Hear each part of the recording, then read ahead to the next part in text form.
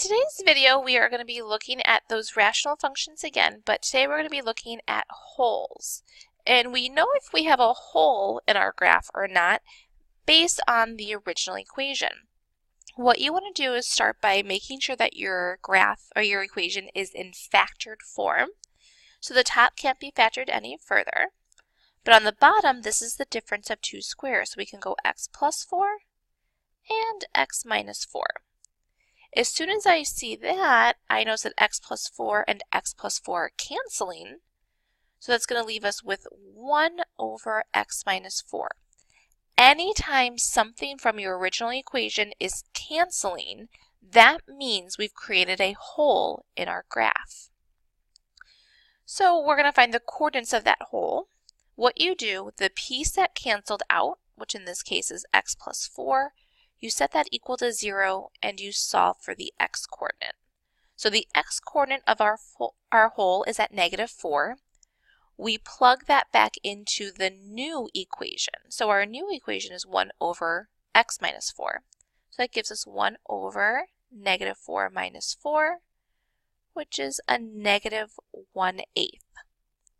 What we're going to do right away is we're going to go to our graph and we're going to plot a big hole at -4, -1/8. So a hole on the graph, we draw it as an open circle. Again, we notice that. We make sure you don't have to label it as a hole, but a hole has to be an exaggerated open circle. There shouldn't be a question about whether it's a plotted point or an open circle, because our graph is not going to exist at that point. Beyond that, everything is going to be the same as what we've been doing. So for your vertical asymptote, you set the denominator equal to 0 and solve. So the denominator of our new equation, x minus 4 equals 0. We've got x is equal to 4. We make sure that we go to our graph right away so we don't forget, and we have that vertical line, that vertical asymptote at x equals 4. For the horizontal asymptote, that is determined by where the higher degree is. When we look at our equation, there is no variable on top, a linear on the bottom. The higher degree is on the bottom. Therefore, it's the number being added outside. There is no number being added outside, which means it's going to be 0. So we also have a horizontal asymptote there at 0. We can go ahead and get our graph put together. So remember, when we are graphing, we want to get 3 points to the left and 3 points to the right of that asymptote. So if my asymptote is at 4, ideally I want my points to be at 3, at 2, and at 1. You may find in this case we get closer and closer, so what I want you to do, instead of doing 3, 2, and 1, I want you to plot the points, find the coordinates for 3.5, 3, and 2. And then on the other side, I want you to do 4.5, 5, and 6. So go ahead and press pause, go to your calculator, find those points, and graph them. All right, check to see if your points match up with mine.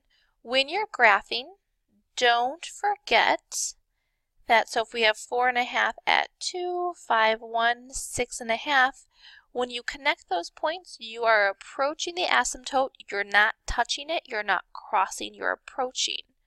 Over here, when you draw it by the hole, make sure that you don't draw your line through the hole, because our function isn't really existing there, which is going to bring us to our domain and range. The domain is everything except that vertical asymptote, so x cannot be equal to 4, but it's also not existing at the hole. So the x coordinate of the hole, it also can't be equal to a -4.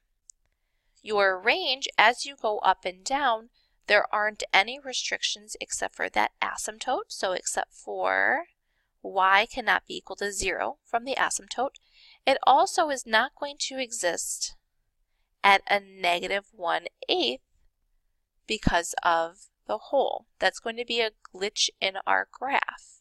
As you went through, since we have an asymptote we know that it's not going to have an x-intercept. Or we also know we set the numerator equal to 0. The numerator is 1, no variable, no solution. So there's no x-intercept.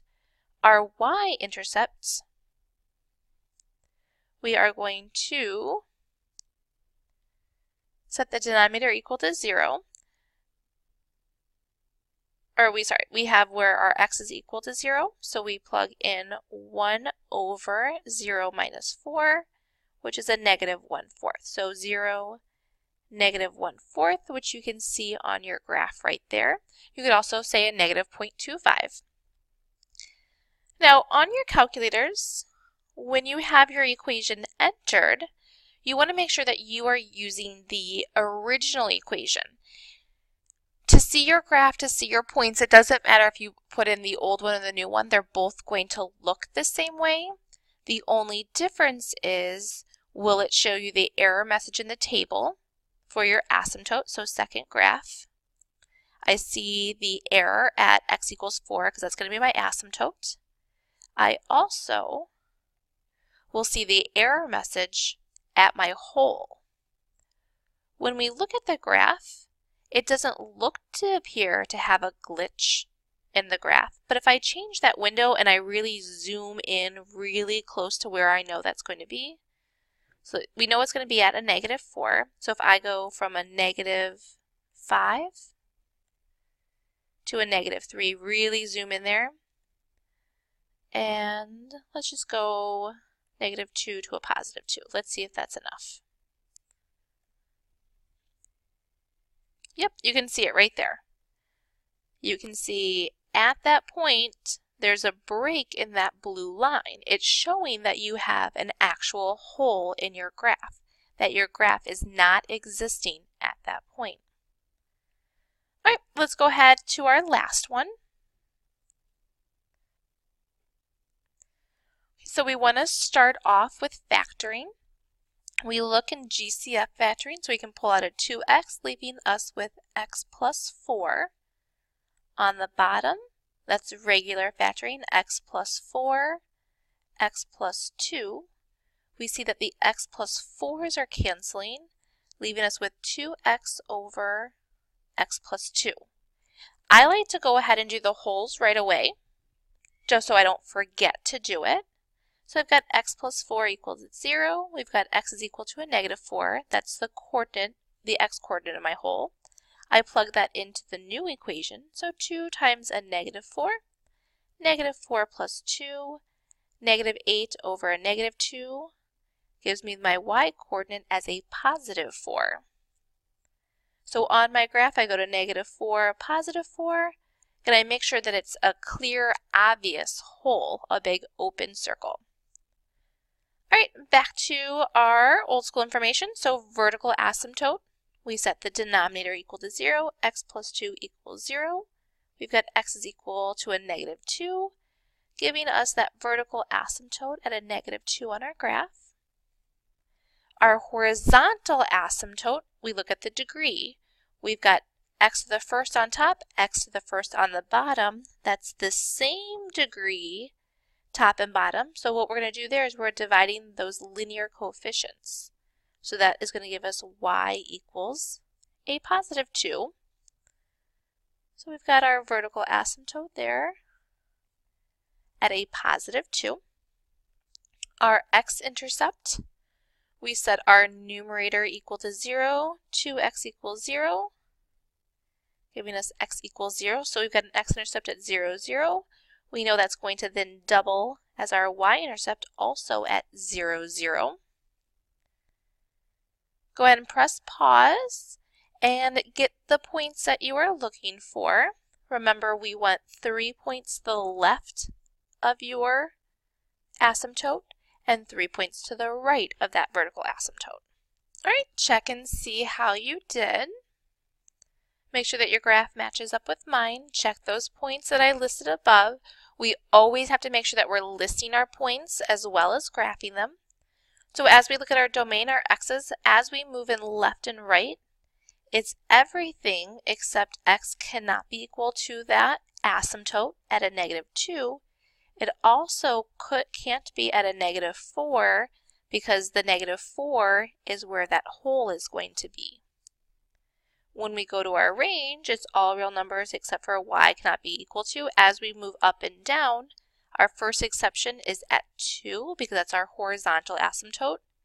Our next exception is it also cannot have a y value of 4 because that's the coordinate of our hole where we've got that glitch in our graph.